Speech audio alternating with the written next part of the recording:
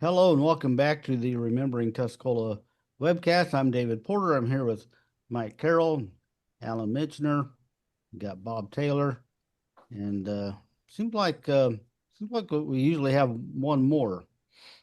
Larry's not here. Larry, what's it? Joe? Dingle fart. Oh, Bill. Bill, we're missing Bill. Where's Bill?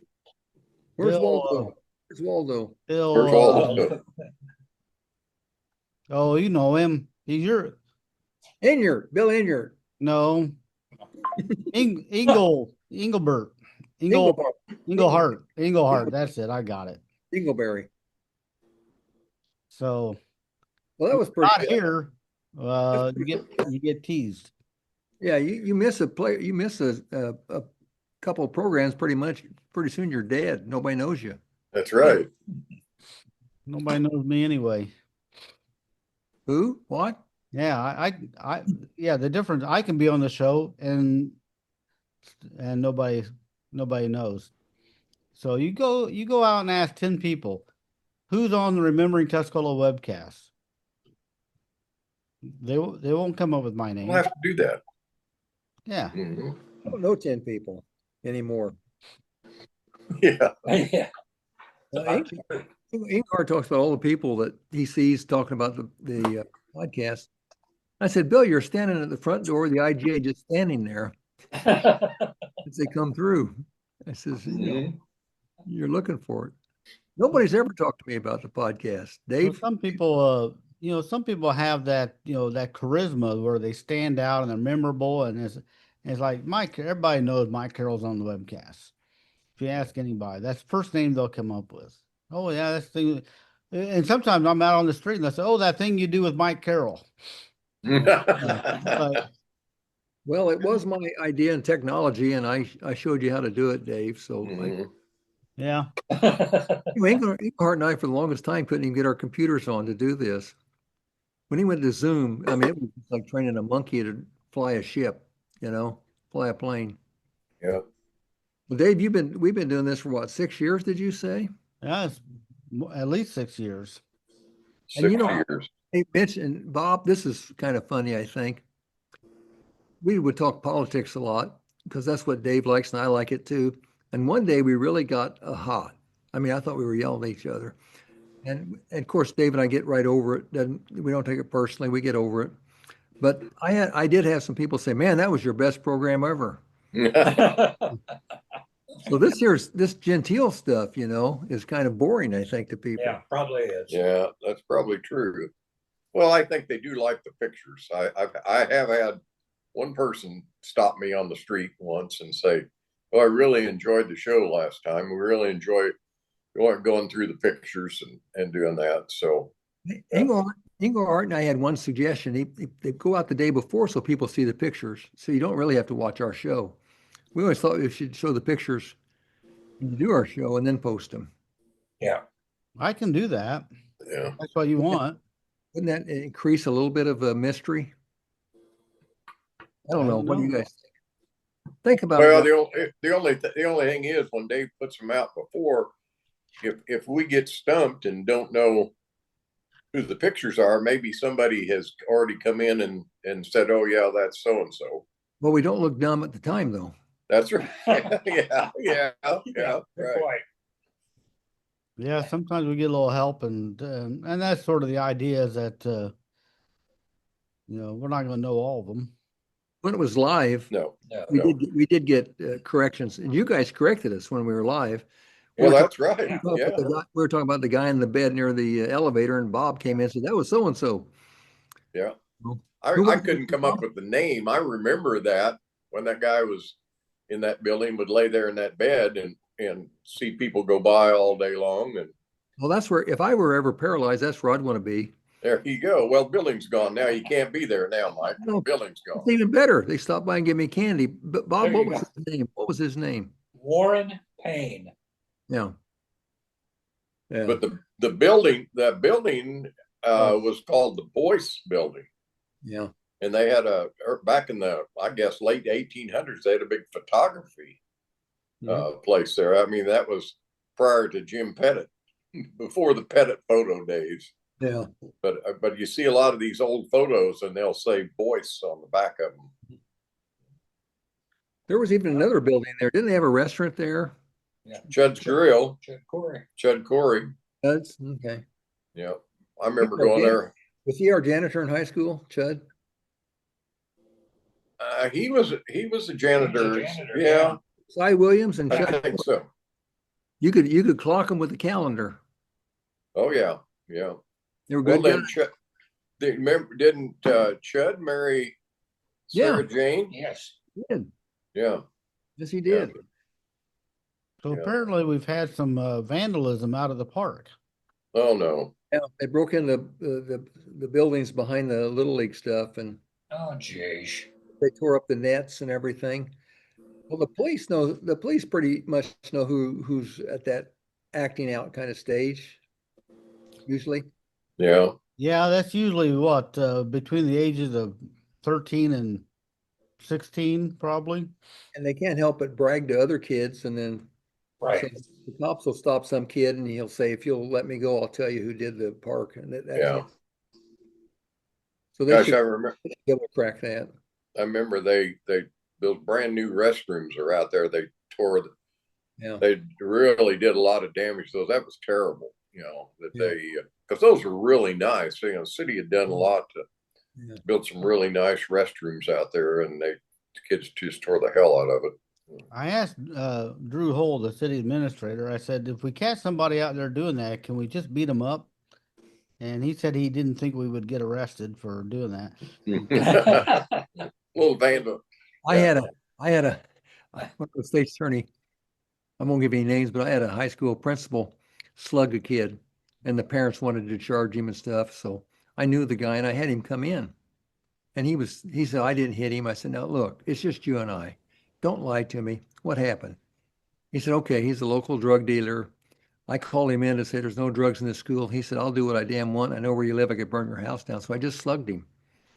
I said, "Okay, here's your punishment." "What's that?" "Don't do it again." He goes, "Okay." So the parents came in to just, I said, "I punished him." He said, "What'd you do?" I said, "I can't say. It's secret probation." Yeah. Yeah.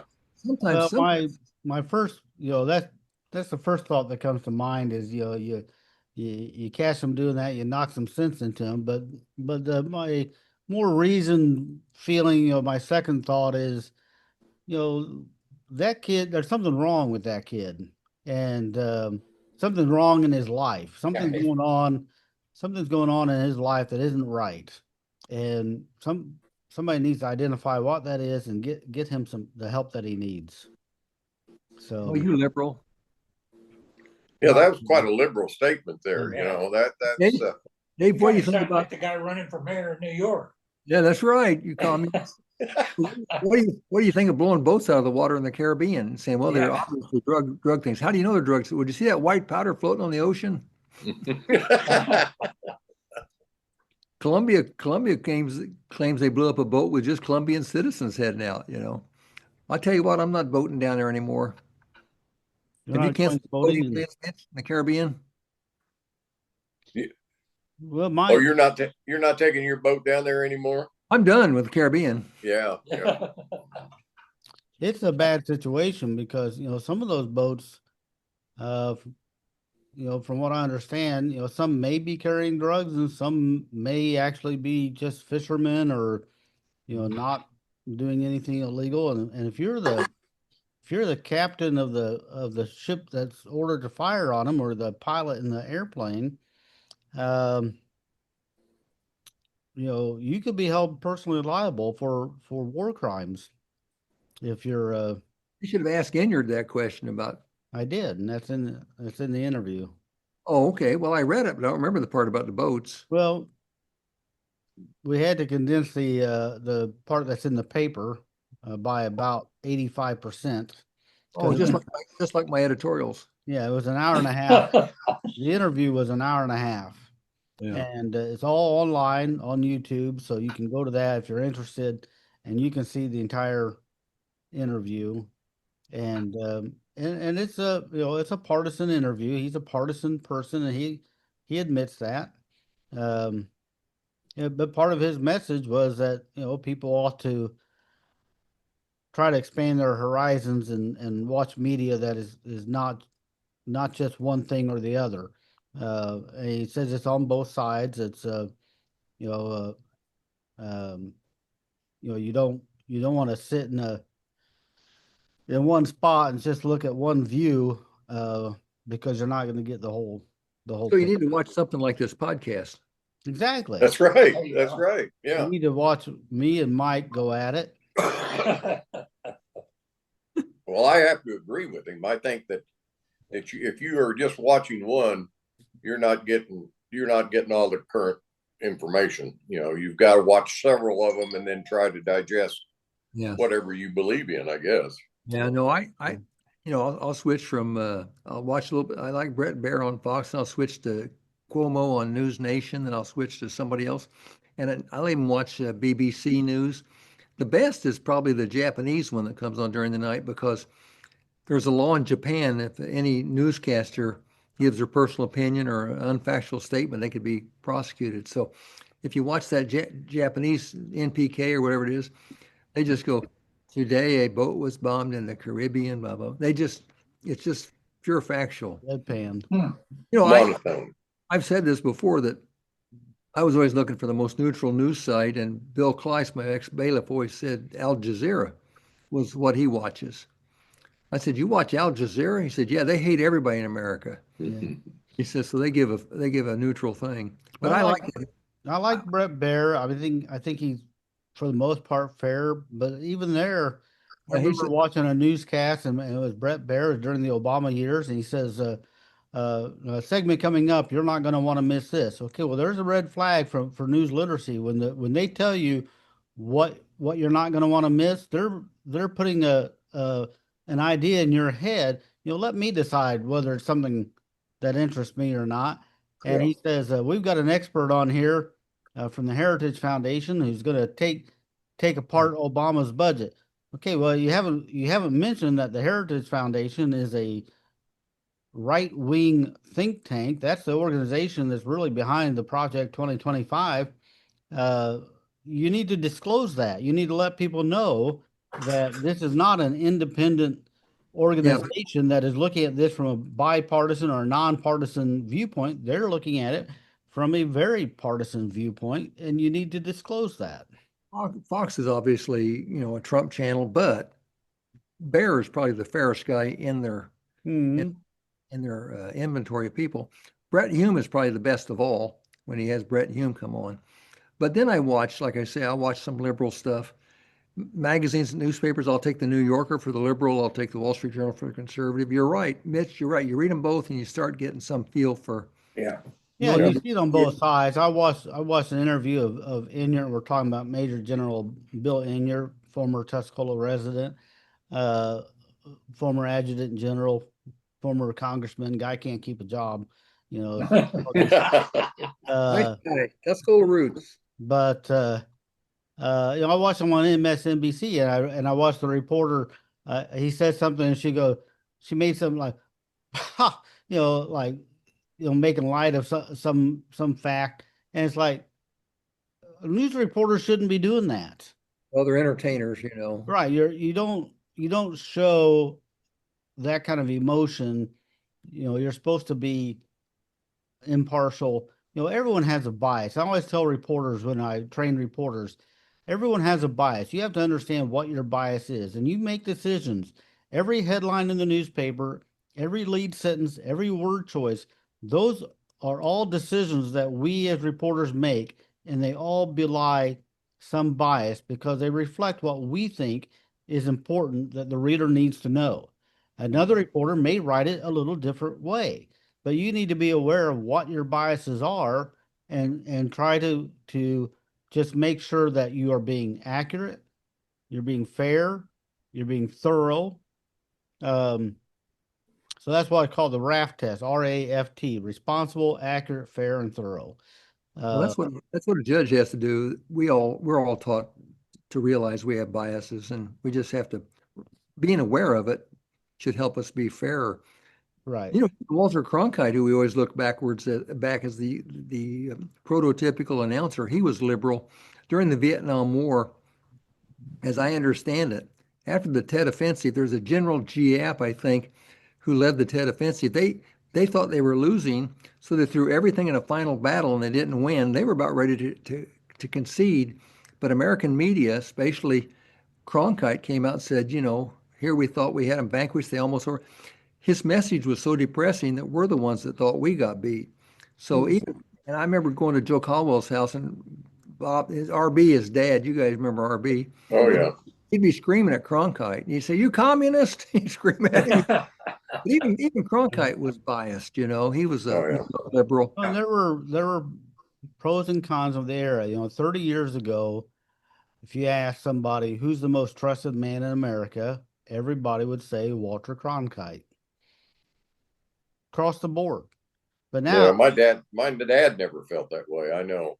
but Yeah, he was liberal. but now today, you could ask 10 people who the most trusted person in America is, and you'll get 10 different answers because we're not all watching the same. I like people that criticize both parties. Ted Koppel used to be a pretty straight shooter. When he did his stuff, he'd go after anybody. Well, that's one of the things I like about Jon Stewart, although he's not a newsman, he's a comedian, and he is liberal, but he will also poke fun at both sides. I mean, it's very clear that he can't stand Chuck Schumer, and makes fun of him all the time. Well, that's not fair picking on Chuck. That's too easy. Well, it is easy, but that's part of the problem. I still say right here, podcast, the way to go. We're going to show some photos here, and we'll leave politics out of it. Yeah, we Huh? could. We're going to make a pledge. Fair and honest. We're gonna make. I want to know what are your guys' feelings about O'Reilly? Oh, he's Bill. He's a gas bag. Yeah, I mean, he gets off on himself. If he gets on a really important subject, he's got to promote his book somewhere in his answer. yes. I'm not a big fan of I Bill. and I have seen stuff from O'Reilly that I thought was pretty decent. Well, if you take his Other times personality, that take his personality out of it, his know-it-all. I know it all. right. Yes. I think so. I think some of his information is good, but his personality overwhelms his message. Yeah.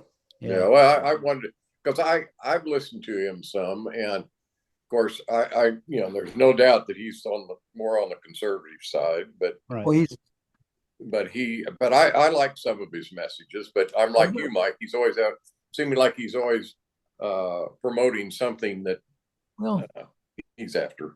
I like somebody that says, I may be wrong, or I think possibly use modifiers like maybe, possibly. He never uses those. Yeah. He knows the exact truth. So that to me is a tell. I know because that's the way I talk.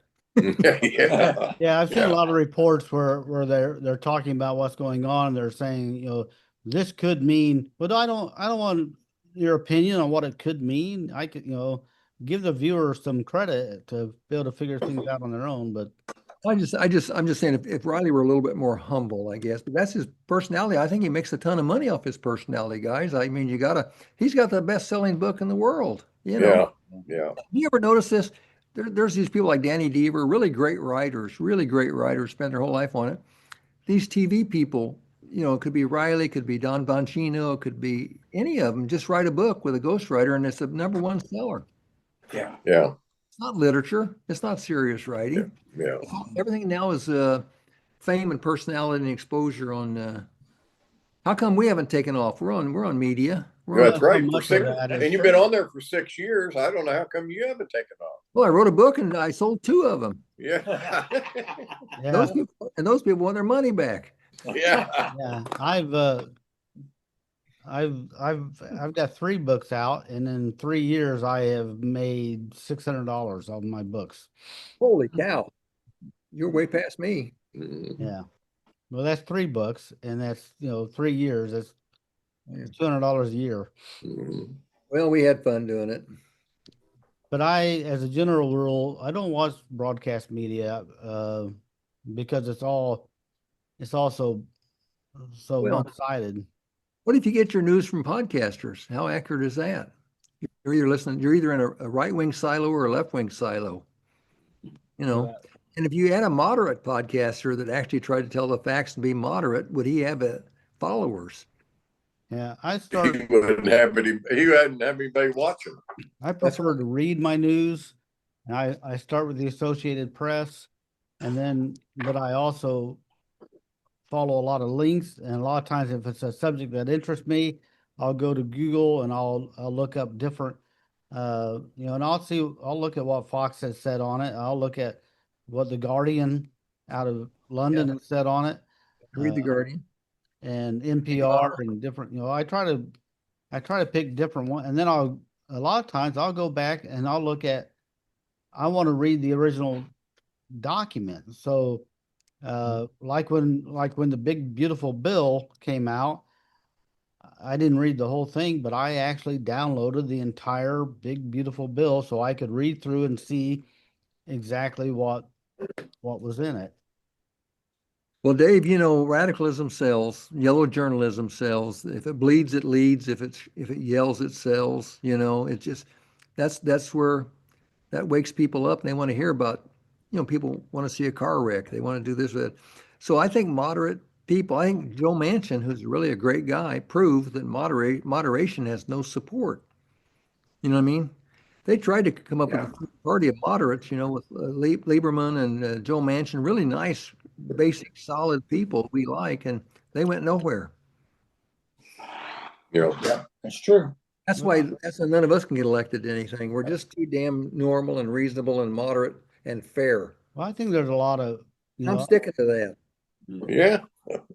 not that I have a ton of friends, but among my friends, whether they are Democrat or Republican, most of them are pretty moderate, pretty in the middle, and willing to listen to the other side and agree. Look for where they do agree, and so I'm not a big fan of labels.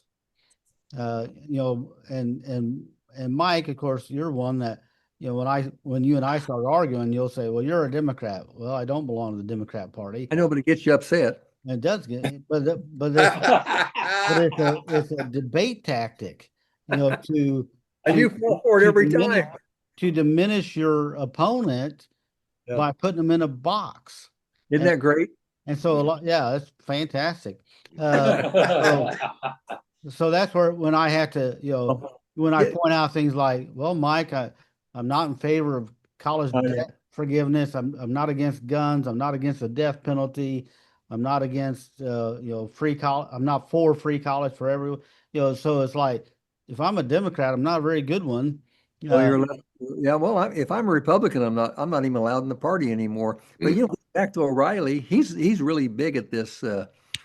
He just calls people communists. You know, they're fascist, communist.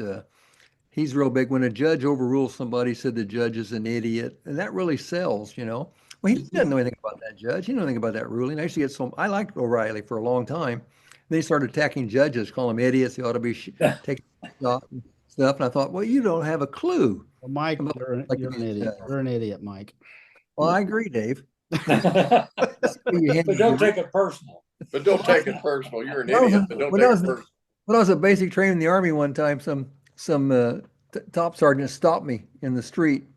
I went to attention. He says, your gig line's not straight. Your brass isn't polished. Your shoes don't look good. What the hell's wrong with you? And I said, sir, I'm just a F you.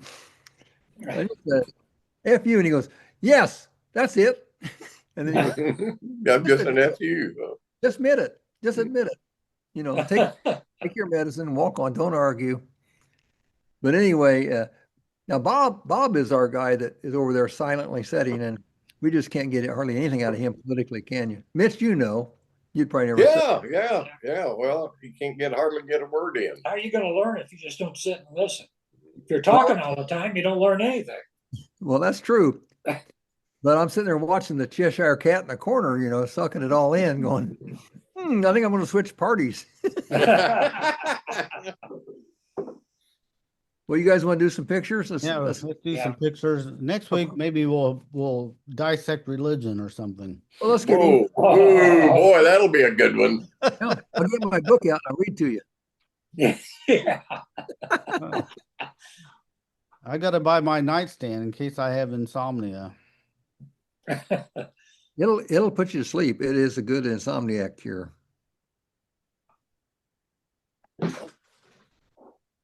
Okay. Looks like maybe, is that the nursing home? I think so. But I don't recognize anybody. I don't have any names on that one. No. We'll just move along here. Is that Craig Webb? I don't think so. That's a young Craig. Is this 19? No, by 62, for example, Craig would be in 8th grade freshman. I'm gonna say this is late 70s or early 80s. Is that Peyton? Benny down the road. Mark Johnny Whitley says that's Mark Bartholomew helping with the Tuscola Police Department bike rodeo. Well, that's an awful young Mark Bartholomew. Yeah, it sure would be. I don't I know. don't think that's Craig Look, Webb. Mark was about 6'6", like his brother Dave, big guy. That looks like I thought somebody might could be know this one. yeah. I don't think that's Craig. No. That's There's Heidi Heidi Hediger. Hediger Yeah. on the left.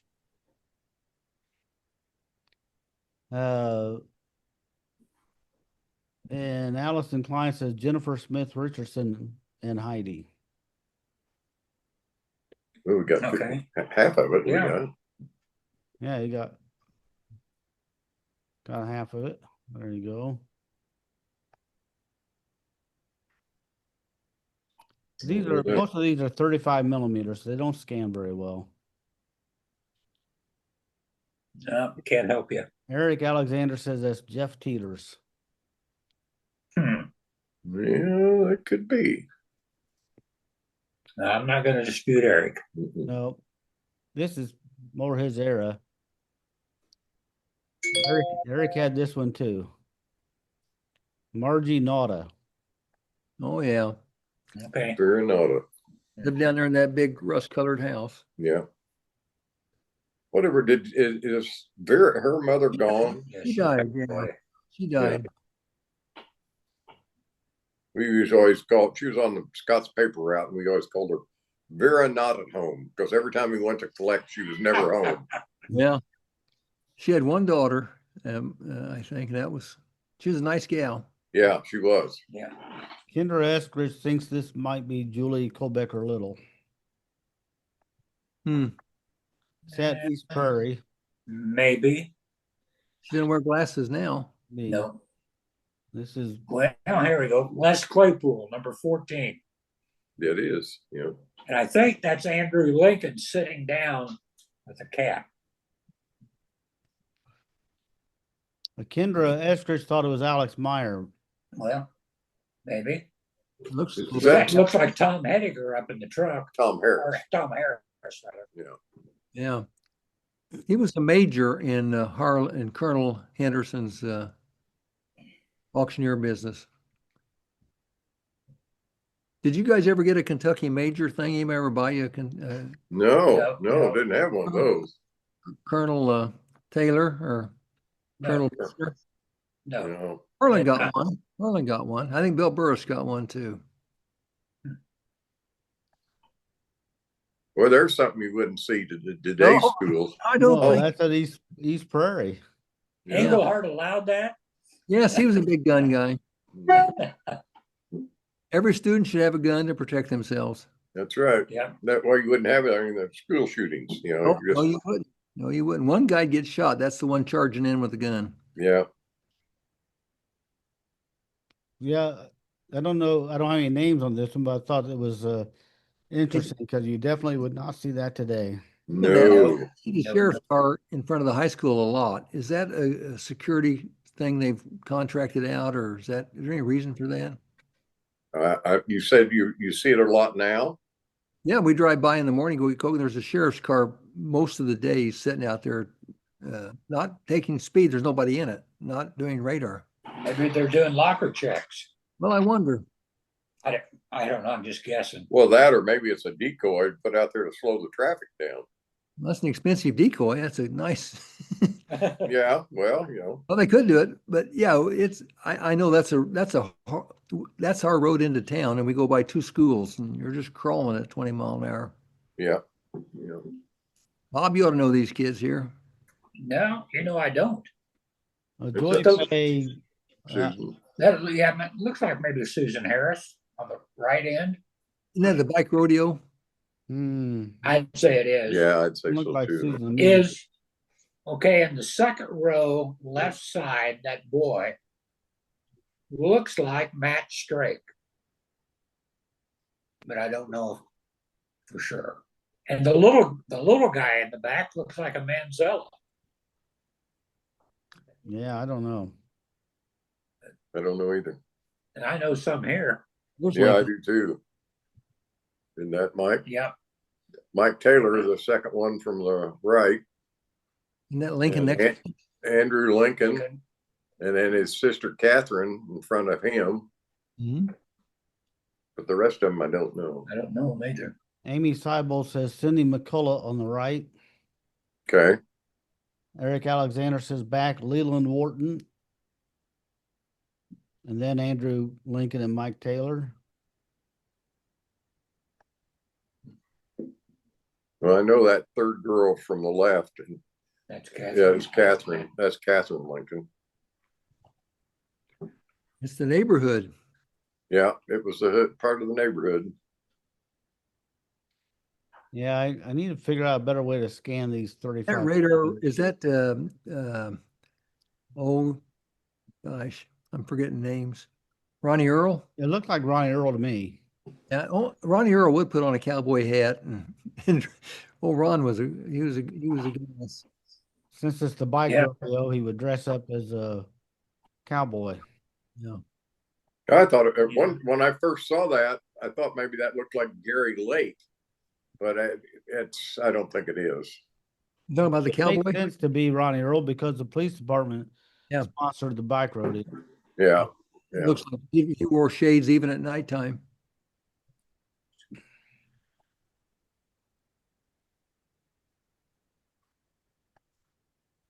No, for me, no. Vicky Bob? Lorraine says Laura Wright in the Greenie Meanie t-shirt, second from left. That'd be front row left. Wade Wilcox in the back left. And Kelly Williams next to him. Kelly. Okay. Yeah, Kelly be the tall boy. Yeah. And Debbie Reeser Sperling on the front right. Jennifer Bender says Mike Bauer, far left. Yeah, that could be. Could Mike, because this is the Wade Wilcox. Just wait. Yeah, that's Wade. His son Cale looks just like him. And front row, second left, Melissa Yours, Schrock. Oh, that was Joe Richardson's stepdaughter. Stepdaughter. Yeah, that's right. Heine Yorker's daughter. She was my secretary when I was state's attorney. These kids are all a little younger than me. Looks like Bumper, but I don't know. Not Bumper. Vicky Lorraine said Drew Hull, but doesn't look like Drew to me. I don't think that's No. no. I recognize one of them. That's Rob Bennett on the left. Yeah. Yeah. And Jennifer Bender says Charlie Ellington on the right. Dr. Ellington. Let's see what Amy says. Amy would be his sister. Yeah, in the white jacket, that would be her brother.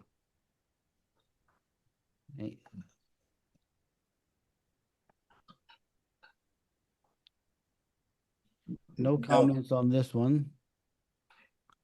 I did recognize this one. No. I get to play the role of Mike Carroll and say I dated her. Mhm. That's Dawn Kimball. Okay. No, Is that Arlen? Arlen's daughter? Yeah. No, that was the first portable power book. Yeah. If That is you, the TRS 80, also known as the Trash 80. Yeah. Those were the first computers we got at the school. And yeah, they were, it says 4 kilobytes of RAM. I think they were 64 kilobytes, but they had no hard drives. what's a kilobyte? It's a very small data. So a byte, a computer, a tiny bit of computer information is a byte, and then a thousand of those would be a kilobytes, and then you get into Megabytes. and Terabytes. Isn't yeah, a terabyte a dinosaur? terabyte is a Yes. lot more. Yes.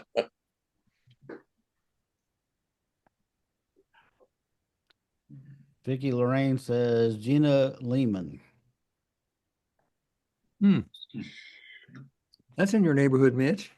Yeah, but Yeah, Roger Tice yeah. on the right. Back when he played center for Illinois. Mhm. Les Hall down in the lower left there, sitting. TNB, this is the TNB crew. And that Harlan Henderson with the I Yeah, think it's crown. is that Larry Christine with the hat? Or is that Harlan? Yeah, I think it's Harlan Harlan. I think it's I think it's Harlan. Harlan Henderson. And there's other pictures from this event. I think they were doing an FFA slave auction. Could be. Is that Veritag? No. To the right to the left of the duck there. Whatever, is that a duck or an alligator? What is that? I thought it kind of looked like Pat Knopf's, but That's what I was going to. Well, either Pat Knopf. That's who I was thinking of. The athletic director yeah. looks like Pat. I think it's a duck in a jailbird outfit. Well, there's Virgil Wyckoff on the left. I forgot about him. Yeah, on the right is, I don't know the guy in the center. See if you can read the name tag. Looks like politicians. They are. I recognize one of these. That's Hastings, isn't it, Tracy? Yeah, I think that's Tracy when you blow it up. Yeah. Oh yeah. Yeah, it is. Looks like Tracy to me. And Marcy Shoemaker says Todd Hausman over here during the slave auction. You can see he's got the chains on.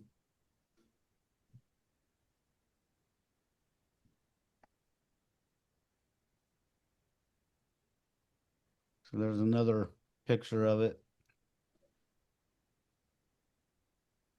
But this was Harlan Henderson's truck was in a parade, but you can see it's got Tuscola Review sign on here, and the truck is covered with newspaper. So there's, and I think in one picture we got Bill Huber auctioning too. So there must have been Harlan and Bill working together on the slave auction. Harlan and Bob were best friends. Yeah, over here on the left, is that a Schultz maybe, Mitch? Comes to Oh mind. no. I could be wrong. Yeah. That looks like Bill there in the middle, doesn't it? Hey, he's doing that Irish dance. You know, what's that? River dance. He's river dancing. Well, there's John Baird with the striped shirt. Yes, it is. So this is getting closer to my. Is that saying that's Bill Englehart there? Where? Is that what you said? The guy? No, that's Bill Huber. Bill Huber's. Huber. He was Yeah, I really see. I see it now. I see it now. Yeah. back then. He had a river dance routine that just knocked you out. Yeah. Well, there's It was old Max Stody, Max his wife. Stody and his wife. Mhm. Yep. Virginia. Virginia. I couldn't remember her name. Yeah. Look at that sign back there. Remember when Jameson's had the meat market where the Subway is now? Yep. Sure do. Stillwell bought it, and then they put in a somebody put in a restaurant there. Yeah. All lives out just north of town. Yeah, Atwell, Mark Atwell. Yeah, that was his name. Ashwell. Ashwell. Ashwell. Ashwell, you're right. Yeah, he had a really good restaurant there. Well, he just did, and I was his lawyer at the time, and he named it. He was a Tolkien fan, big Lord of the Rings, and he named his food after the Tolkien things and everything. I think his restaurant was called Rivendell.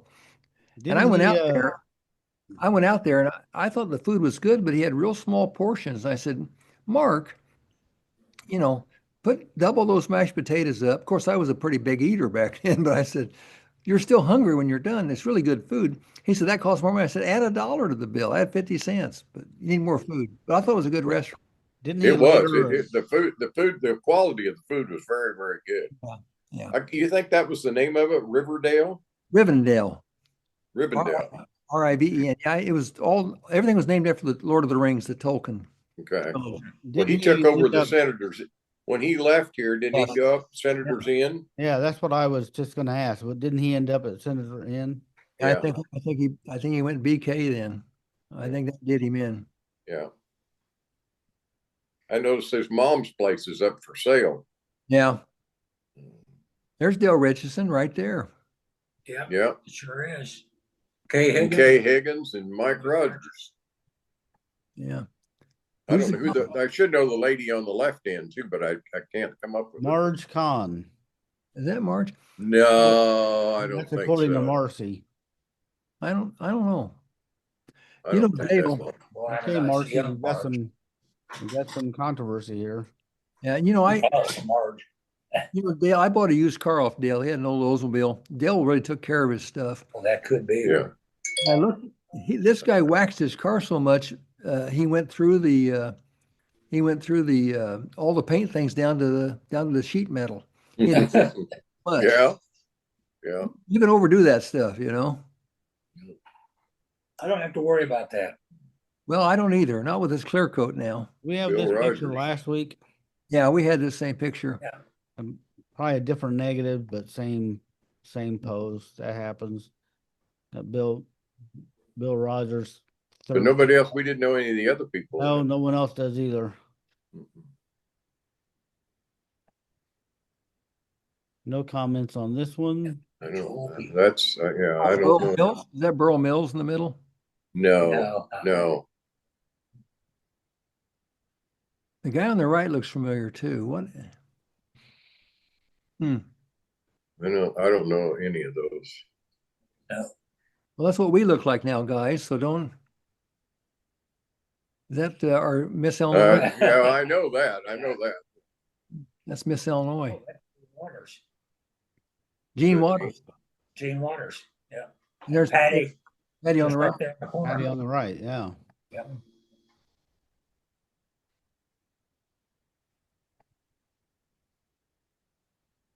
Got a circuit rider here. Well, who was the minister in 72? What was it, Metzger? Well, I was thinking that looks like him. Who's the Indian? That's not AJ in front. No, that's not Chief. Did they get to play that? I don't know who that is. It looks like a little bit like Metzger, I think. I think so.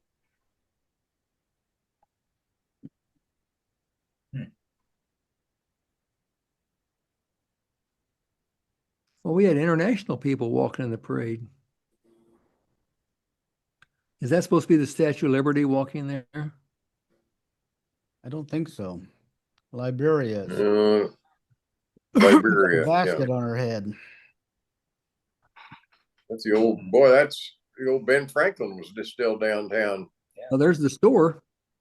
Well, yeah. Well, Ben Franklin wouldn't have been there. Maybe the sign was still there, but Right. that was not after the store was there. Right. Yeah, that was during the transition. Picture of the truck.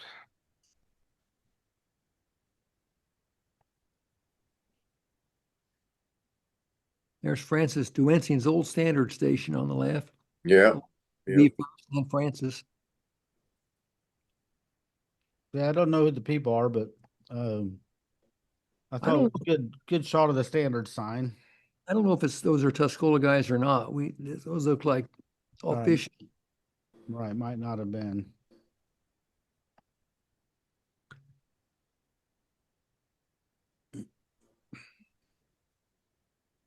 Maybe No that comments is on this one. It's a Corvette, I think, but a little small. a little small. 72. I was in the Army in 72, so these are tough for me. Yeah, me too. I was gone. Yeah. Well, that's not. That's Amos. That's Amos Albritton driving the ponies. And that's Winans sitting next to Yeah, him. that was a first federal float, Yeah, and Amos was on the board, and Steve was running the yeah. first federal at that time. They had bought the Corn Belt loan, and the best asset they got were all the directors, L.H. Mann and Maloney, Amos. Those are Yeah, rock solid guys on the Corn Belt loan. Yep.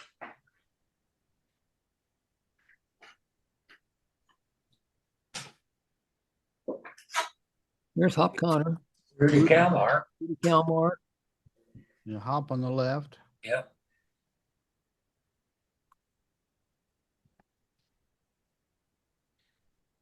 Kidwell. Yeah. Richard Kidwell. that's Matthew. Mrs. Miller, isn't it? Wasn't that her name? Good name. That's She's gosh, this one here with the sunglasses. Janine Miller. Yeah, Yeah, I was thinking Janine, but I Yeah, didn't I think it it's was the last Janine Miller. name. Yeah, There's the Mrs. Hance at the very back in front of the truck. Yeah. Linda Hans. Zero that in. See if that's Linda. Looks like her hair. Yep. yeah, I think sure that's is. who it is. Well, it's a young kid picture too. Yeah, Richard hasn't changed much. Nope. He still wears that box. I think it's funny. He ought to give that box up. I recognize these. It's not a very good picture, but I recognize Janine Miller with the two on the left. Are they dressed as apples? Is that what they're supposed to be? Bees, These are teachers. Oh, honeybees, bees. honeybees. Okay. On the left is Julie Pangrack, and next to her is Mick Iben. Mhm. Let's see. On the right is Gene Hartman says that's Eileen Kepi, the chorus teacher.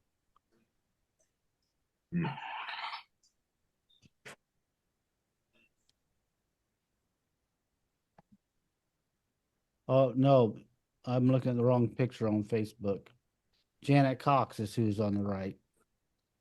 She was the Latin, Oh, taught Latin. yeah. Who is the bee in the middle? Mick Iben. Iben. Oh, really? Mhm. Huh. Was his real Warren name Iben. Warner, Warren but he went by Mick. What a Warren Iben. Yeah, Warren Ivan. Warren or Warner, Warren, I Warren, thought. Warren, I think. but went by Mick. So these were two of my favorite teachers, both English teachers at the high school.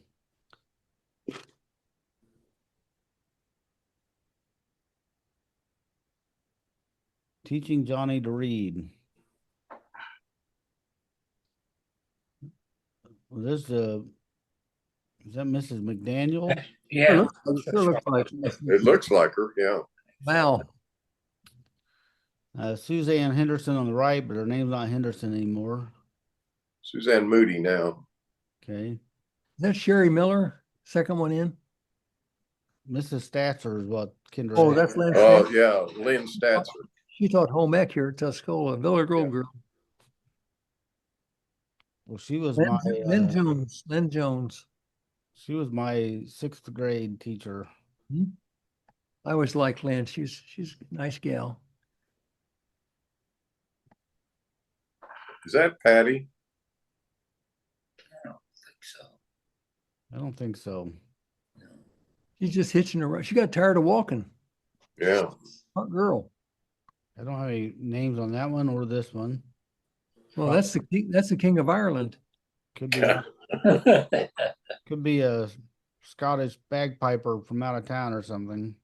Well, he's got some more medals there. There's Mr. Jolly, Mr. and Mrs. Jolly. Yes, it Yeah, is. it is.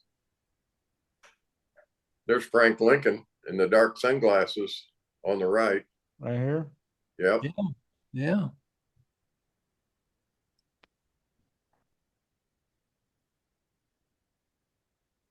That Frank Hausman? That's Frank Hausman. Yeah.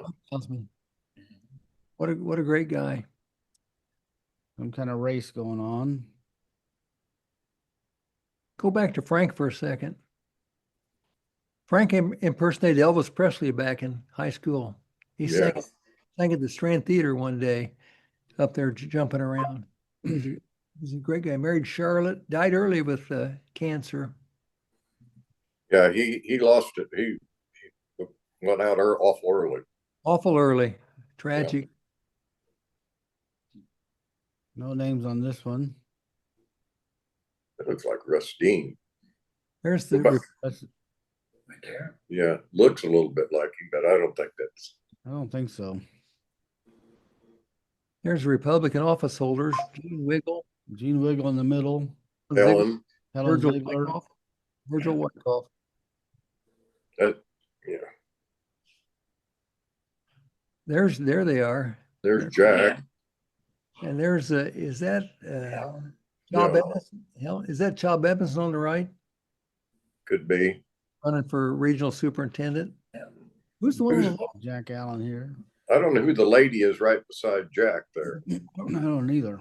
Remind me of an office holder I know. She could be running for. That's not Helen Satterthwaite, is it? No, I don't think so. Okay.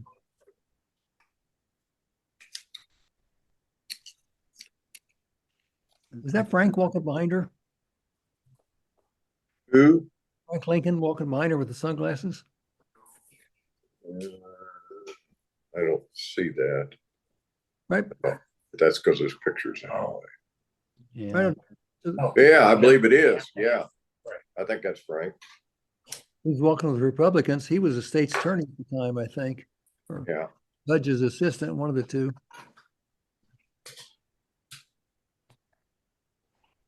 No names on this one or this one. It's like Atwood.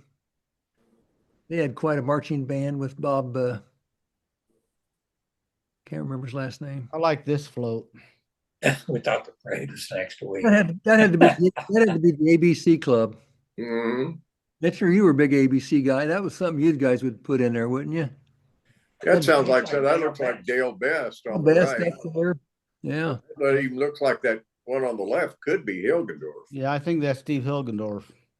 You guys were a screwball group, I'll tell you that. It was a screwball group, but it was fun. We had a good time, did a lot of good things. Well, what else are screwballs good for? That's right. That's Aaron right. Best says Dave Snyder. I don't see Dave Snyder. No, unless he's behind Dale. Could be. And I would say that's possible. They were good friends. Yeah. All the ABC guys were close. Not a very good picture. Yeah, but that's like that. that's definitely Hilgendorf for sure, and Dale, I'm sure too. We thought the parade was next week, so they're still working on their float. Yeah. Everybody in the ABCs could build their own home. Mhm. All of you were carpenters. Yeah, they could do a lot. Well, they did. One of the nice things that they did for several years was build these wheelchair ramps Oh, yes. for Yeah. people. The people that needed a ramp, and they were able to build them. And then also, when the people were done using them, why they would tear them down and reuse them for somebody else. No, they did those all over town. I remember that. Yeah. Nobody does that anymore. Well, that whole group of guys just sort of either moved away or passed away, and the group just sort of fell apart, really. Yeah. Somebody else ought to do that. That was quite a service. It was a good Yeah. service, yes. And I say that because I'm going to need one soon. Yeah, yeah, that's right. I need to hurry up and get you to do it, Mitch, before you can't swing a hammer.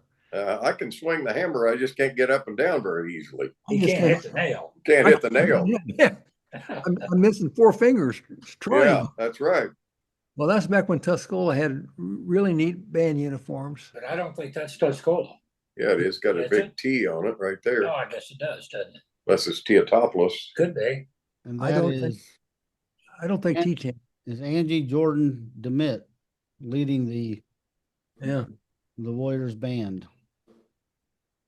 Well, I don't remember those. I must have been gone. Well, if this is 72, I would have been for sure. I was in Massachusetts. I've been here. I was keeping the nation safe in Massachusetts. Mitch, you were keeping the nation safe in South Korea or Well, Germany? not in 72. I got home in 70. Well, I don't know that this is 72. There's several different years in this group, and so Yeah.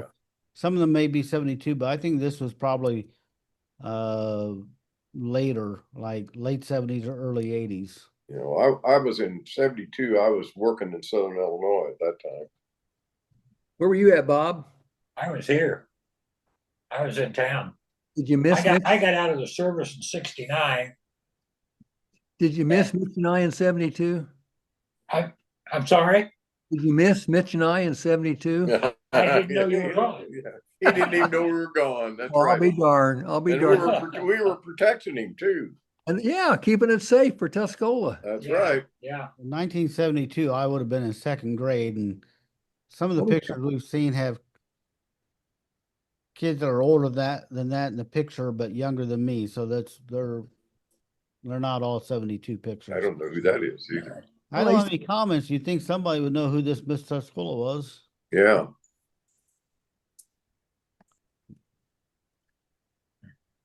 It was old Ralph Allen driving a tractor. Yeah.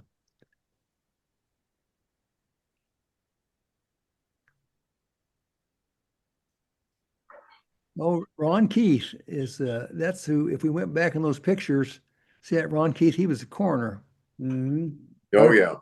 He was one of those guys back in those pictures I didn't pick out. Yeah, probably. Well, that looks like Atwood once again. You think so? They had Bob Steele had a heck of a program over there for about 20, 30 years. Okay. No, it doesn't have any name, so it could be. They had a great band. We've seen that one before. There's Les Hall. Well, Les that's a little Hall. different angle. This one's That's Bill Wolverton. Yeah. Bill Wolverton down there in the bottom. And is Yeah. that Yeah. is the guy there side of Hall? Is that no, that's not Harbaugh, is it? Jim? I don't There's think it's Judy. That's what I thought. That's That's it. Judy Weber, isn't it? Judy Weber. Judy Weber right yeah, here, hairstyle. Yeah. Yep. and Harlan Henderson, of course. Who's up here behind Harlan? I don't recognize that. Roger Tice wound up down in Sullivan, didn't he? Banker or a stockbroker? Who? Yeah. Roger. Oh yeah. Yeah. Alan and I saw him down at Arthur here a couple weeks ago. Yep. He was a nice guy. Yes, he He is. is. Nice guy. No name on this queen.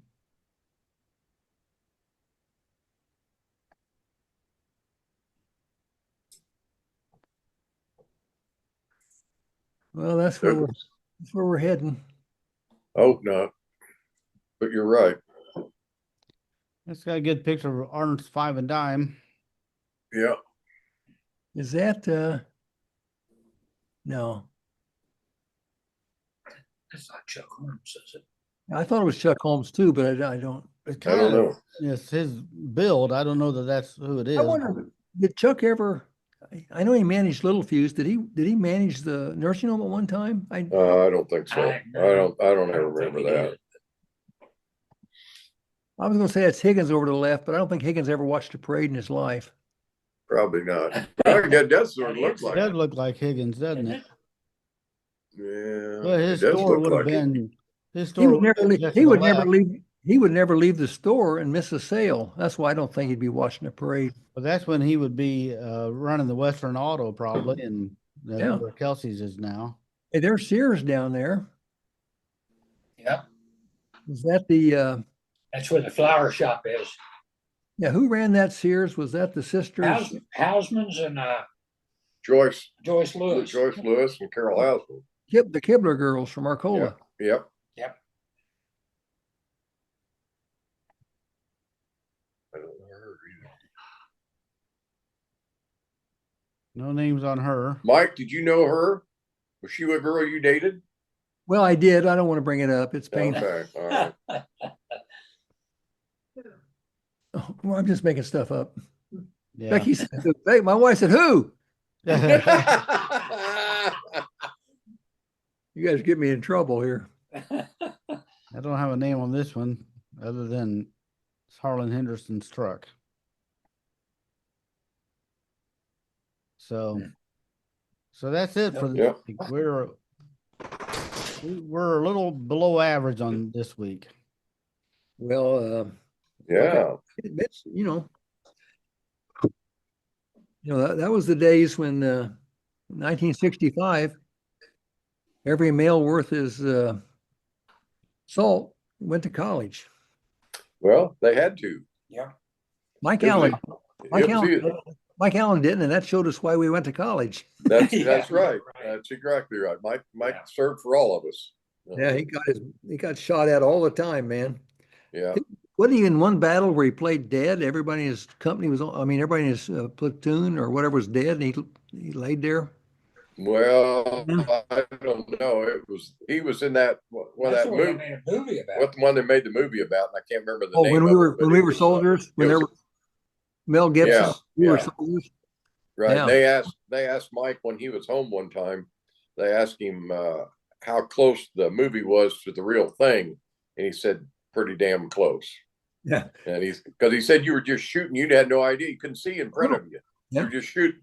Yeah.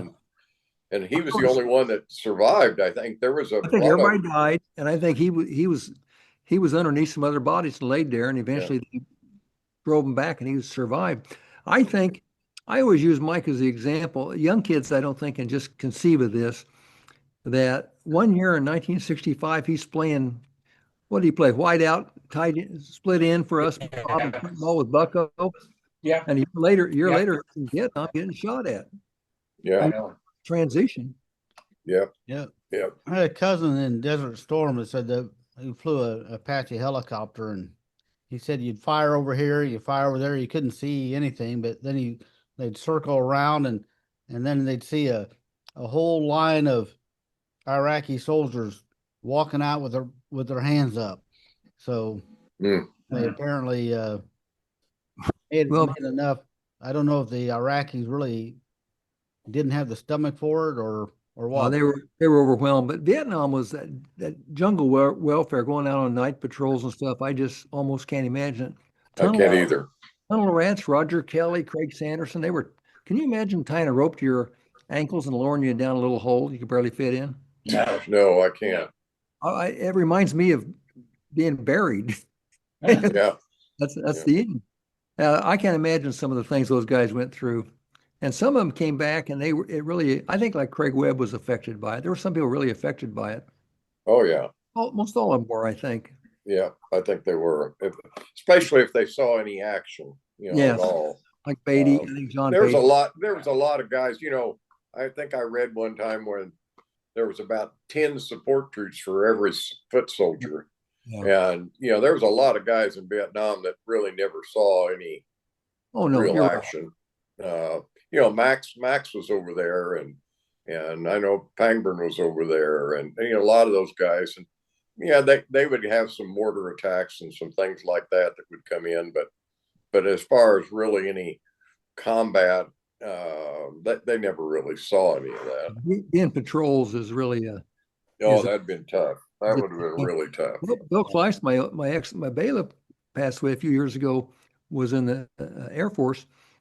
Tom Snoot Air Base was so big, he said, that they were playing football at one end, and during the Tet Offensive, that was have fierce fighting at the other end. They didn't even know it. Yeah, Wow. yeah, So big. yeah. It was. Yeah. You are right, though. Most people were in support roles, but there's a guy here that lives down the street, Ken Fernandez from Newman, that was at the Battle of Hue and the Citadel, and boy, you Yeah. talk about guys who were in some of those things. Yeah. Bad news. Yep. Been tough. It would have been tough. I always said that probably the luckiest day of my entire life was I had orders for Vietnam, and they had the Pueblo incident over in Korea, and Yeah. they canceled all our orders and sent us all to Korea, and it's probably the luckiest day of my life. Yeah. I know. I don't know about you. I would not have done well out in the jungle. Oh, I wouldn't have either. No. Yeah. I can barely make do in the flat Illinois country.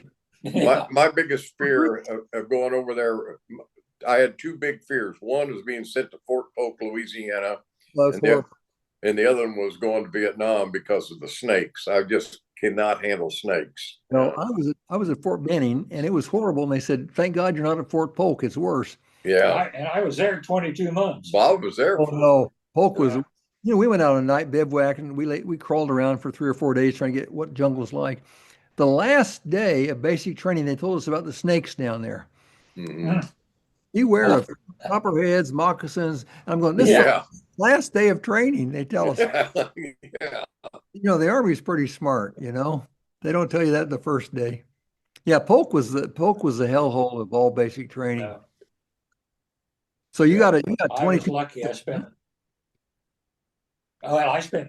a whole 22 months in the finance department, You lucky dog. just about a block from the golf course. So can we all three say we're lucky dogs? Yeah. Yes, Yeah, we were. absolutely. Lucky dogs. I went through infantry. I went through infantry AIT out in Fort Lewis, Washington, Oh boy, that's a nice place. which really wasn't that bad. But the fact that we were being trained as infantry to go to Vietnam, that was the scary part. Well, that's where And, 90% of and everybody. like I say, it went through all the way to the end, and yeah. Well, a lot of them left out of Fort Ord, California too, and That was the best place. it was not a good time. Yeah, I did Say again. I did my officer AIT at Kansas. What was the big red Fort Riley, in the middle of Kansas, middle of nowhere. Big red one. Yeah. Yeah, I have vivid memories of all my time, and I didn't even do combat. I just can't imagine it. Johnny Beatty supposedly came home from Vietnam, and he was in fierce fighting. And Engelhardt says the first thing he does is go to Gene Murray's house and thank him for making him tough. Yeah. He said, thanks Yeah. for making me tough. I never would have made it. Yeah. Well, we're lucky guys. Yes, Very we lucky. are. Very lucky. I think about the other guys all the time. I do too. So lucky. So what do you think about the Pentagon? Do you think women should not serve in the combat lines? When I was a basic at Fort Benning, crawling around, and remember you go through the fire thing where they fire a machine gun over your head and you're crawling Yeah. through. Oh, Yeah. I said, "Oh man, I wish equal rights were here." I said, "I wish the girls were right here by my side so they could see this stuff." Yeah. Yeah, I don't know. There's some women that are every bit as tough as some men are going to be. I don't know. I just think because of the problems that you're going to create by having male and female in the same situation, I think that just creates a lot more problems. Well, in the Navy, it was a problem on the ships, I know. Well, I'm sure it would Sure. be. Yeah. But I just think modern warfare I think the little bitty nerd in the back seat pushing the button is going to determine the war. Absolutely. I think so too. Yeah.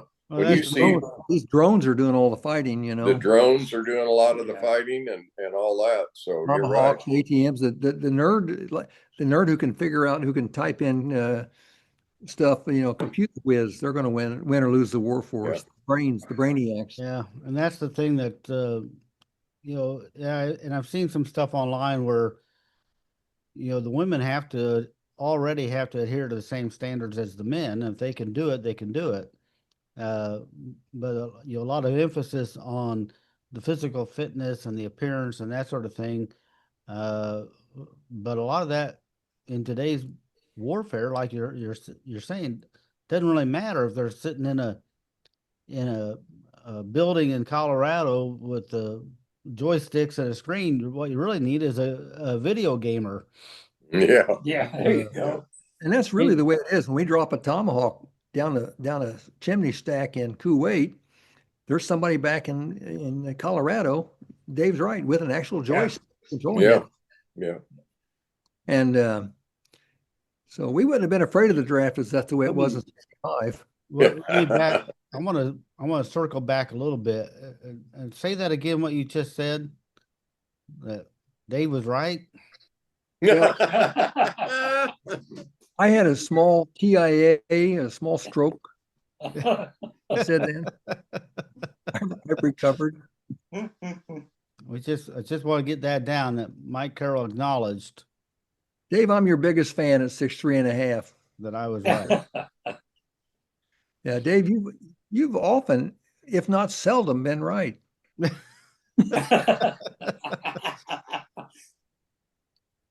Oh, shoot. Bob, how you feeling? Okay? Good. Good. Ready for basketball? Is this Yeah, won't be long. is this Bozo's last year? Who knows? Who knows? Okay. I heard he might let it go after this Well, year. everybody didn't think he'd come back this year. Well, that's right. I think his girls are growing up. He's going to want to be with. But his girls want him to keep coaching. Oh, they do? Yes, Well, he's a great coach. I'd like to see he him. is. He's really good. I told him I thought he could do. There's no law that says, there's no rule says you can't do both, is there? No. I talked to him about it a little bit. I think he ought to stay on.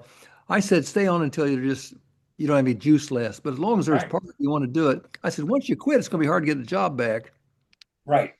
Well, and the problem really is there isn't anybody to take over that I think he would trust Well, they to would do have. the job.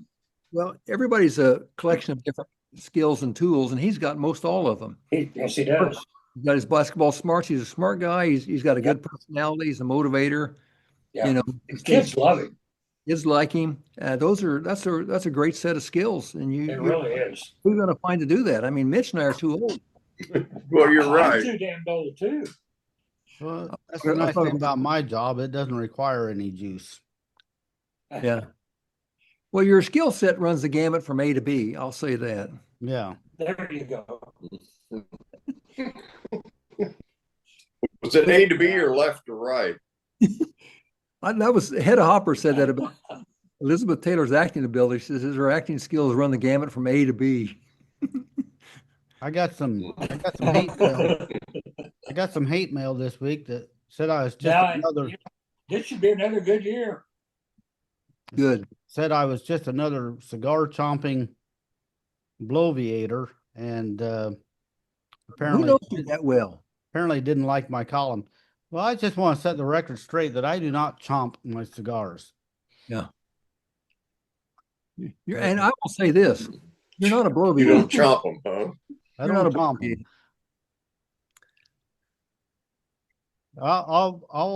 I'll give in to the bloviator part. But, Yeah. but I don't chomp cigars. Well, if you don't make somebody mad every now and then, you're not really walking the earth with any kind of opinion. You know, you're known by your enemies. You're known by Always your say in enemies. this business that if you're not making somebody mad, you're not Yeah. doing it right. We were doing the golf course. You frozen? When we were doing the golf course, there was a petition to stop the golf course. And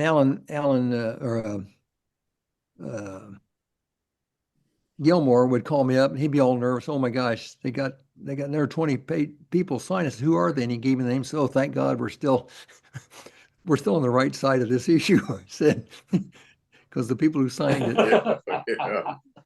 you guys may Yeah. have signed it, so I apologize if you guys signed it, but It took a little getting used to for my wife when we got married and I had the papers, because when you're in the public eye, like a newspaper person is, you are going to get some criticism from time to time. And everything we do is public.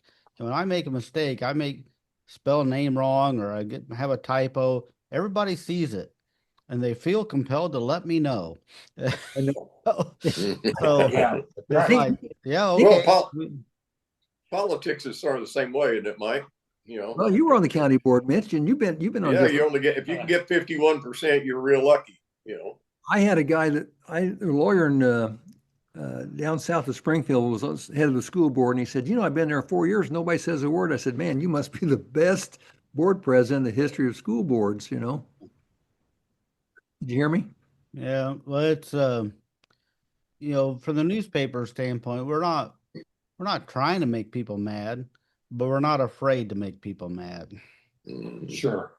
Yet you never got climbed on, did you? Can you hear me? Oh yeah, I did.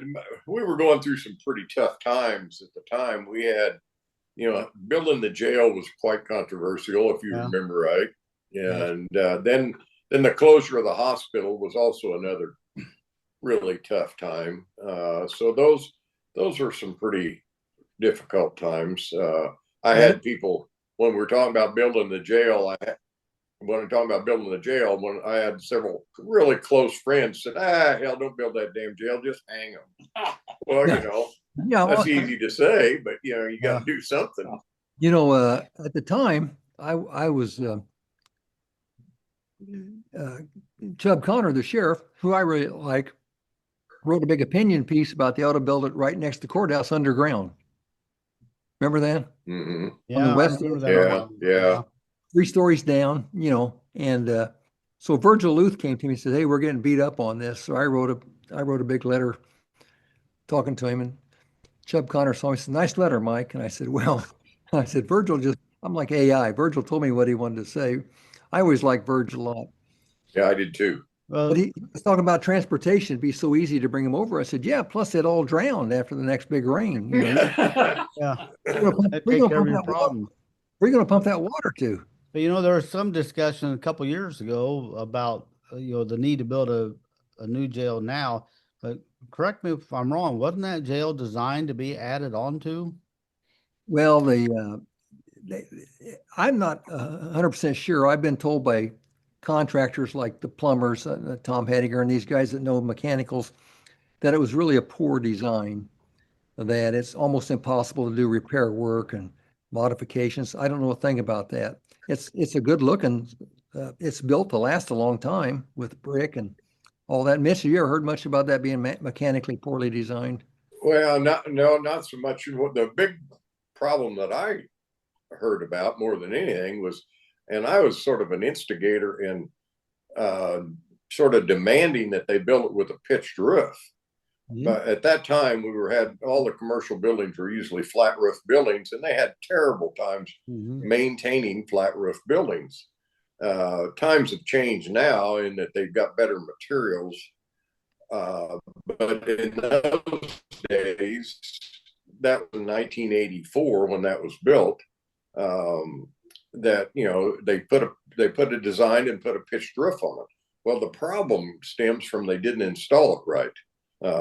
They had a lot of rot on the underlayment that was underneath the slate type shingles that were used on it, and the whoever the contractor was really just didn't install it properly, and that's what caused a lot of the So problems. the design was fine. That's like, I think back in those days, I remember working for the Corps during the energy crisis in the 70s or 80s.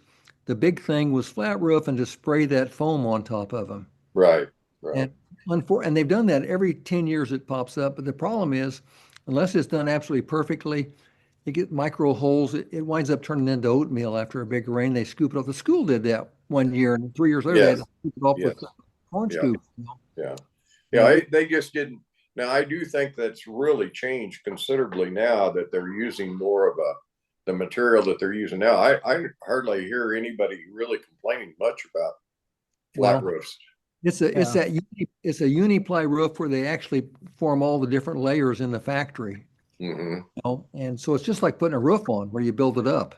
Right, It's right. not, I know you when really we had technology our old great. school in Southern Illinois, the roof was, it was like an asphalt roof, but then it had like a pea gravel on top of the Yes, that, and it really made it difficult to repair anything. That was for the sun. it did. That was for the sun. The sun really beats these things and tears them up, and the rock was supposed to help absorb that. Well, yeah, Anyway, that because the roof was really underneath. The roof was really underneath. The rock was just to right. protect it. You know. Yeah, cosmic. When that was proposed to build that big jail, I remember Charlie McGrew wanted. There was actually a vote for Charlie McGrew because when I was the first judge, I mean, I think I put 80 people in it was unbelievable, the arrest, and the jail was full of 60 people, and Charlie wanted to add on. And I met with the board, and they just said, quit sending so many people to jail. So, so either give them probation or prison. We can't do it. But anyway, it came up again recently, and they got this bond reform law now, where everybody gets out and, there's Yeah. no, well, the jail population is way down now. Yeah. It's way down. I don't know what the average population is now. I'd be surprised if it's Yeah. over 10 or so, 10 or 15. Yeah. It isn't. It isn't what it was. And part of that was they were having to send to other counties to house our prisoners in other counties, and it cost us a lot of money. Well, we sent them to, yeah, I remember going up to see John Schonkweiler about some help. I said, we got 68 people. He said, well, Mr. Carroll, why is that a problem? I said, our jail holds like 40 or something, 34 or 40. Yeah. And we're sending 20 up here. He said, is that a problem? I said, yeah, you're bankrupting the county. Mm-hmm. I Well, said, the it's county probably board has- down now because of the change in the, where you get arrested, they can't keep you in jail on that's the bail reform. There's right, that's certain, but there had been a time when they were, I don't know if they actually did it or were just talking about it, were contracting out to take in, like immigration detention or federal prisoners, where you could actually make a little money on the jail by contracting out to take in other. well, that's what isn't that what Monticello did? They built a new jail and they actually, to make money, they brought in some Chicago prisoners. And that got very I controversial. don't know. And Yeah. got Yeah, it would be. I think that was talked about even at the time when we were doing. We're going, no. We're not building that to make money. We're doing it to house whatever we have to house. Right. But we don't want to, had no interest in doing anything like that. bring in the out of town murderers and their cousins, to your town either. Well, there's some I argument thought- that Right, when you right. go to build a jail, you should build it bigger than you need, contract it out, make a little money in the meantime, but as your needs grow, then you have the capacity to that you need in the future, because you built it bigger than you needed at the time. Well, if you had a good design, Yeah. and make it more modular, where you can just, like Butler buildings can just be added on, the steel frame Butler buildings. If it was more modular, there's room Right. out to expand that jail. I think there's room out there, isn't there, Mitch? Oh yeah, It's a yeah. big site. yeah. I would say I think there's plenty of ground out there to do that with. I just don't know, what the feelings are. All the statistics showed that we were not going to have any growth, and that was true countywide. County was not to have any growth to speak of. In fact, it would be a decrease in population, which they're assuming that if it's a decrease in population, there'd be a decrease in prisoners. So it really, the 25-year projections were for zero growth in Douglas County. I think that's right. And when I was state attorney in 76, we were 19,600 and I got paid 25,000 a year. If it had been 20,000, I would have got 38,000 a year. So I watched that carefully. I think today it's still right around 19.5, Mitch. I don't think we've moved the bubble at all. In 50 No, years. I don't think we have either. Yeah. And of course, Tuscola has grown a little bit, but some of these other towns have really, like Newman, Newman has really decreased. Atwood is hurt. Yeah. And I'm happy with that. I never did want Tuscola to become Effingham or be 20, 30,000 people. I think 5,000. Yeah, I agree. And I think the majority of the people felt the same way. Yeah. They didn't really want to see a huge growth. And I still don't think we've got much. I think the biggest problem that we have locally is because we don't have really any employment. And that's what hurt that, if you want it to grow, you're going to have something that's going to provide some employment. And I don't know if you're going to have that anymore. I don't see where it comes from. I mean, USI was 1,500 employees and this new big plant was going to be 120, 140. Right. Those days are gone. I think the industrialization days are gone. Yeah. Well, you look at us, Bob and I just talked about housing. Housing is a problem in Tuscola because you don't have any, and there's very little on the market. Well, some of the prices they're getting for some of these houses today. It's pretty crazy. The average house, Wall Street Journal said the average price of a house in America is $417,000. Oh, geez. Of Well, course, and look what, the average that's price in LA and Tuscola. Chicago. Yeah, the average price in Tuscola is considerably less than what it is in these other communities. I'm thinking like Champaign. Right. It's still quite a bit less than what Champaign is. No, it's expensive, and the rates have gone up, and that's caused the market to really slow down. Yeah, it really has. Yeah.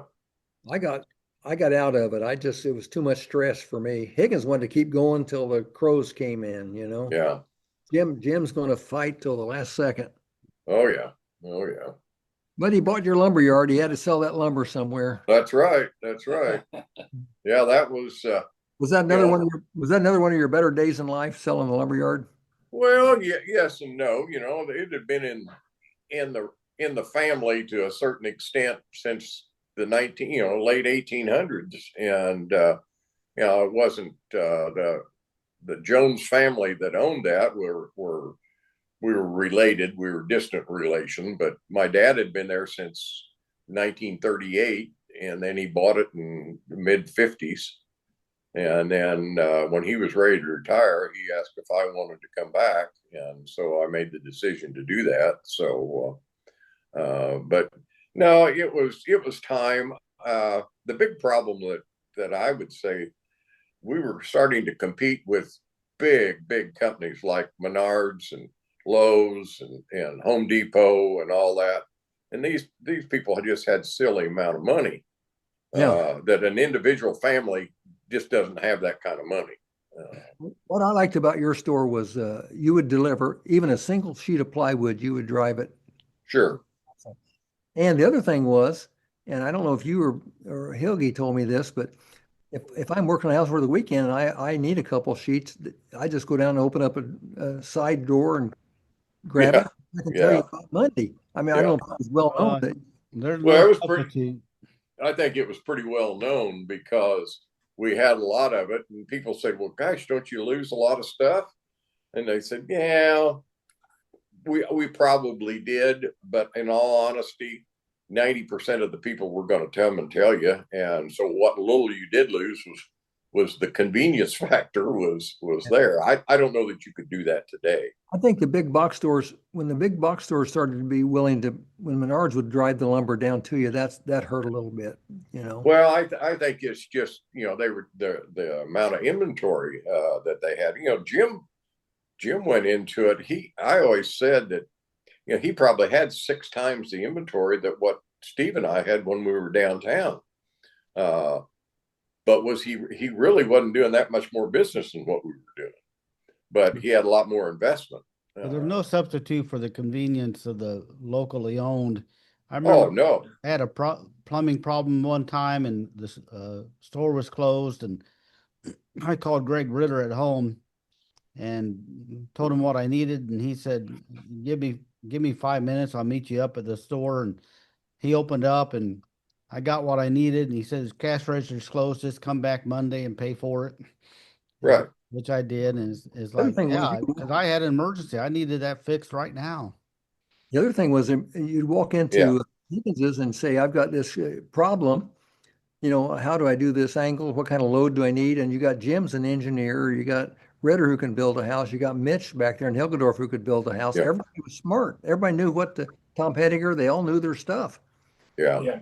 And then they do this, Yeah. this, this. So you got free advice. Yeah, you did. And I think that's where these others fail, because honestly now, if you walk into any of those bigger box stores, you're not going to get much assistance in that at all. You just don't have that personal touch, and I think that's a big downfall. But Yeah. hopefully, Gravers have stayed there and have done a real good job with it, though. They're They local. really have. They're local. Mitch, I'm sorry when I said that must have been a good day for you. I know there's emotional. You were the oldest business in Tuscola, Yeah. and I know there's a lot of family stuff.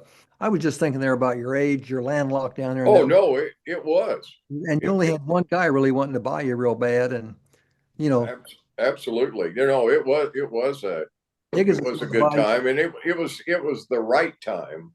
and Jim wanted to buy you for years. Yeah.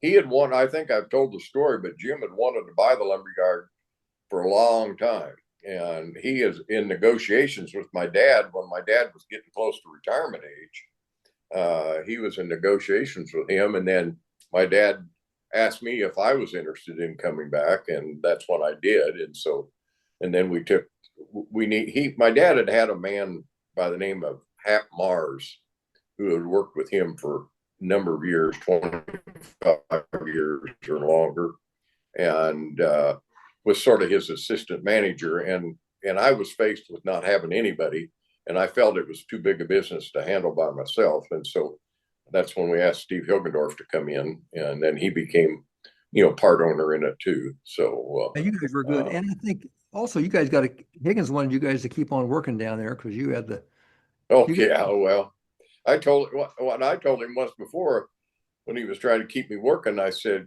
"Hey, Jim, if I'd wanted to work, if I'd wanted to work this much, I wouldn't have sold the place." I said, I'm ready to retire. Yeah, but people were used to coming in and asking you and Steve about, what do I need, Right. Yeah. You guys knew. You Yeah. guys Well, Jim, I remember when we were negotiating the sale, I told Higgins one day, I said, you're going to be next year, you're going to be 65 years old. And he said, I don't even want to think about it. And he worked another, 13 years or something after that. Hey, but I went in, I was working on a house one day and I came in there and I said, man, I need to go home and take a nap. I'm tired. And he said, there's plenty of time to nap when you die. And that's that's his attitude. Jim Higgins' philosophy right there. I'll take my nap at the end. He's still out there kicking. Oh, yeah. Yeah, he is. He's barely, it's painful to move. Yeah, and he's still out there kicking it. All right. Anything else before we sign off? No. You do a good job. This is a nice service for Douglas County people, especially Tuscola people. You do. We don't really have a Tuscola paper anymore. We got Douglas County paper. So this is really the Tuscola kind of local This news. is the Tuscola Outlet. Tuscola Outlet, right here. Right here. Yeah. Four great historians. You get Ingo in there. Ingo come up out of cave in the rock, Rosie Claire, and he knows more about Tuscola than I do. I've said that a lot of times. Yeah, Mitch can keep up with him, but I can't. He points out people I never heard of. Yeah. Well, All thanks. right. Yeah. He does really a good job considering he wasn't lifelong. He's been here a long time, but not as long as the rest of us. No, he's shot. Well, him being in the school system as long as he was has helped him get to know people. Well, And even though I'm kind of involved throughout the year, right. it really does help because I wouldn't know anybody. No, you're right. You're there with the kids, and that's a great place to be in Tuscola with the kids, and Mitch and I are out there with old guys just trying to hang on. That's exactly right. Because Bob will talk to me about kids, and I'll go, "Oh, well, that's so and so's their parents." No, that's their grandparents. So that's the ones I know as the grandparents. What the neat thing is, Mike? Just like this Dylan Graves, right? That's our good running back. That's Paul Reinhardt's grandson. Yeah, I didn't know that. And a woman told me. I've got some pictures of Paul that I've taken to him, and he was tickled to death to see him. Now, I talked to his mom one day, and I said, "Yeah, Paul was a tackle in football. He's just a great guy, a gentle giant kind of guy." I think Vietnam was rough on Paul too. I think. Yes, it was. It was. Yeah, I think he lost his leg to diabetes. I think he had a rough go. Yeah, I think that's when Jenny kind of knew it was time to retire. Was when she started having grandkids of people she had in class.